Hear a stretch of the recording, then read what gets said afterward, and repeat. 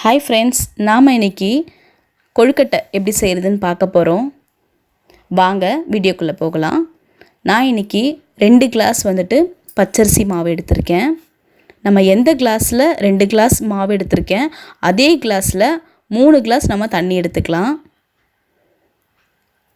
இப்போ நான் 3 கிளாஸ் தண்ணி வச்சு சுடு தண்ணி வச்சுருக்கேன்.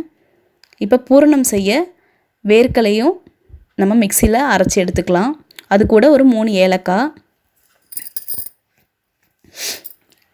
இப்போ பார்த்திங்கன்னா நான் பூரணத்துக்கு வேர்க்கலை நான் அரைச்சி வச்சுருக்கேன். இப்போ தண்ணி நல்லா கொதிச்சிருச்சு. இந்த பச்சரிசி மாவு பார்த்திங்கன்னா நான் கொஞ்சம் வறுத்து எடுத்துக்கலாம் அந்த மாவை. இப்போ நல்லா வறுத்தாச்சு. இப்போ அது கூடவே நம்ம இந்த சுடு தண்ணியை சேர்த்துடலாம். இது நம்ம நல்லா சேர்த்து நம்ம நல்லா கலந்து விடணும். சூடாக இருக்கும், இது நம்ம கை வச்சு இது பண்ண முடியாது. நான் மரக்கரண்டி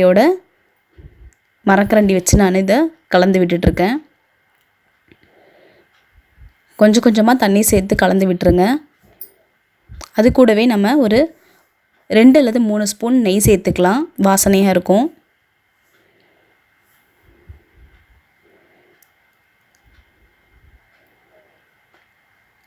இப்போ நெய் சேர்த்ததுக்கப்புறம் நம்ம நல்லா கலந்து விட்டுறலாம். இது நமக்கு கை பொறுக்கிற சூடு வர அளவு, கை பொறுக்கிற சூடு வந்த பிறகு நம்ம ஒரு பவுலில் மாற்றிடலாம். மாற்றிட்டு நமக்கு நல்லா பிசைஞ்சு எடுத்துடலாம். பார்த்திங்கன்னா நமக்கு நல்லா பிசைஞ்ச உடனே நமக்கு நார்மலாக சப்பாத்தி மாவு மாதிரி வந்துடும். அது கூட நம்ம கொஞ்சம் ஆயில் சேர்த்து திரும்பவும் கொஞ்சம் அகைன் பிசைஞ்சிக்கலாம். இப்போ பூரணத்துக்கு நம்ம வெல்லம் வச்சுருக்கேன். சும்மா ஒரு அரை கிளாஸ் தண்ணி மட்டும் சேர்த்து அதை நம்ம கரைச்சிடலாம்.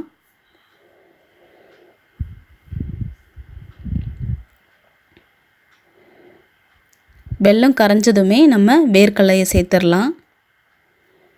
நம்ம ஸ்வீட் எவ்வளோ வேணுமோ அதுக்கேற்ற மாதிரி நீங்கள் வெல்லம் சேர்த்துக்கோங்க. இது நம்ம வேர்க்கடலை வச்சும் செய்யலாம், இல்லை எள்ளு, உடச்ச கடலை எது வச்சும் நம்ம உள்ளே பூரணம் ரெடி பண்ணலாம். இப்போ வேர்க்கடலையை சேர்த்து நம்ம நல்லா கலந்து விட்டுறலாம். இது ரொம்ப நேரம் வச்சிட வேண்டாம், இறுகிடும். இப்போ நம்ம கொழுக்கட்டைக்கு மாவு ரெடி பண்ணிடலாம். இது இந்த மாதிரி இது கடையில் கிடைக்கும் கொழுக்கட்டை அச்சு.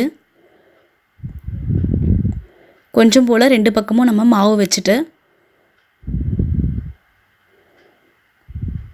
நம்ம ரெடி பண்ணி வச்சுருப்போம் இல்லையா, அந்த பூரணம் வச்சு நம்ம இதை க்ளோஸ் பண்ணிடலாம். நம்ம இந்த மாதிரி க்ளோஸ் பண்ணிட்டோம் அப்படின்னா நமக்கு வெளியில் வராது பூரணம். இப்போ பாருங்கள், நமக்கு மேல் மாவு ரெடி ஆகிடுச்சு. இப்போ நம்ம இட்லி தட்டில் இதை நம்ம அவிச்சு எடுத்துக்கலாம். இட்லி தட்டில் கொஞ்சம் போல் நம்ம தண்ணி வச்சுட்டு எண்ணெய் சேர்த்து நம்ம ஒன்று ஒன்றா வச்சு நம்ம அவிச்சு எடுத்துக்கலாம்.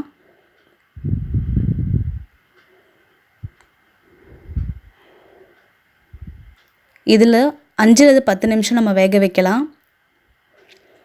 இப்போ பார்த்திங்கன்னா நம்மளுக்கு பச்சரிசி கொழுக்கட்டை ரெடி ஆகிடுச்சு. இது நீங்களும் உங்கள் வீட்டில் செஞ்சு பார்த்துட்டு எப்படி இருக்குன்னு கமெண்ட் பண்ணுங்கள். மறக்காமல் ஸ்நாக்ஸ் டைம் சேனலை